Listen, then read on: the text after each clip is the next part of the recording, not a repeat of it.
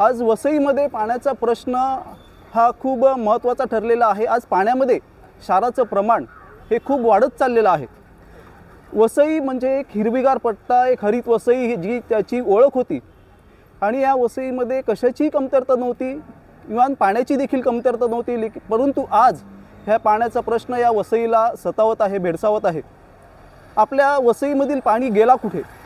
तर पहिली गोष्ट म्हणजे आपण आपल्या आजूबाजूला समजा नजर मारली तर मोठमोठे टॉवर उभे आहेत आणि हे टॉवर उभे करण्यासाठी त्याला जो पाणी लागत आहे तो पाणी तिथल्या विहिरीमधून उपसा केला जातो। खरं तर ह्या विहिरीमधून ह्या टॉवरसाठी पाणी घेणं हे मान्य नाही, म्हणजे याला परमिशन दिली गेली नाही पाहिजे। परंतु हे मला वाटतं की हे बिल्डर लॉबी आणि नंतर हे जे काही आपले अधिकारी आहेत यांच्या संगनमताने हे सर्व काम चालू असते।